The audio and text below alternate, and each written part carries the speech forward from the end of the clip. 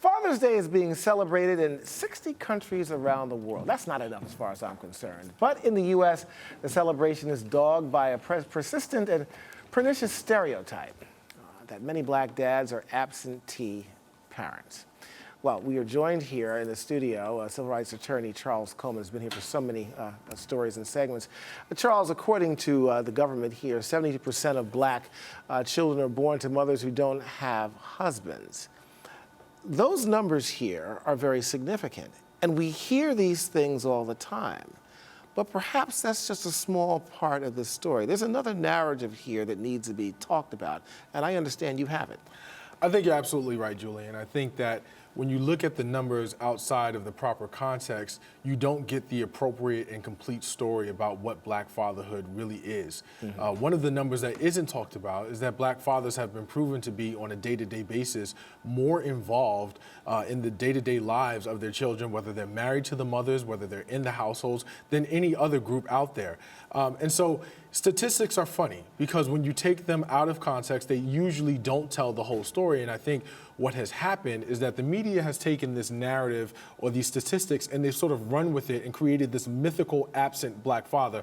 And I know that that is not the case for many black men. All right, well, let's start. You were talking about an op-ed piece in the New York Times here. Let's talk about some of these stats. What is most alarming, or at least maybe not even alarming, but revealing to you when it comes to black fathers? Well, one of the things that I was surprised to learn was the number of black fathers that aren't necessarily in the household. That's something that we've heard before, but we've also had it dispelled as a myth. But as I started to think more about it, one of the things you realize is that the significant factor, you're not talking about the school-to-prison pipeline, you're not talking about the private industrial prison complex, about birth rates, about the marriage rates going down. Those are aspects and factors that aren't part of the discussion. So what you're talking about in essence here, Charles, apparently there may be a number of black men that are living with or cohabitating with women but may not be married to them, and that probably is a narrative across the country overall. Absolutely. The numbers of married women who have children have increased across the board, not just in black America. And so the fact that a husband may not necessarily be married to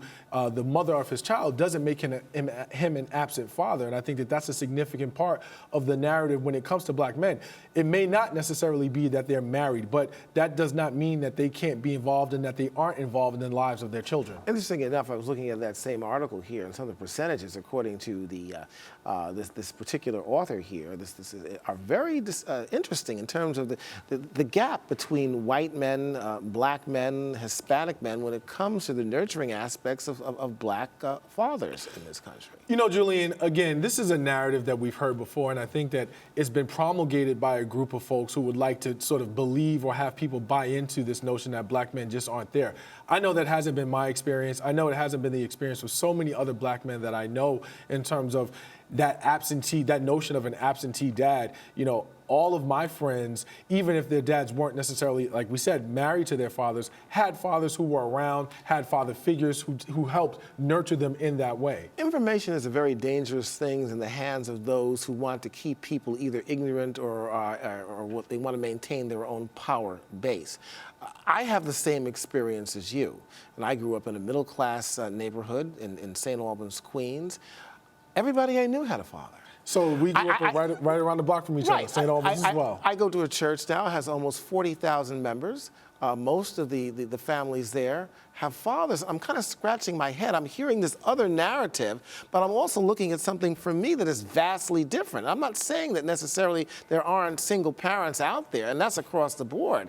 But I think that the fathers, especially black fathers, are getting a bad rap, because I certainly don't see it. We can usually make numbers say what we want them to say by twisting and turning them and using them in a particular way. And I think that this is another example in a lot of ways of how media has taken statistics out of context and used them in a way that has sort of painted an inaccurate picture. Because, as you said, this is not the case. And even when you start talking about black men and being nurturing and their presence and their influence on their communities and in the household with respect to civic engagement and civic involvement, that would not be if this notion of absentee fatherism was as prevalent as people like to make it. Okay, I'm going to go off script here for a second because it is Father's Day, and of course, my father has since passed, but you were gracious enough to bring your father into the studio with you here.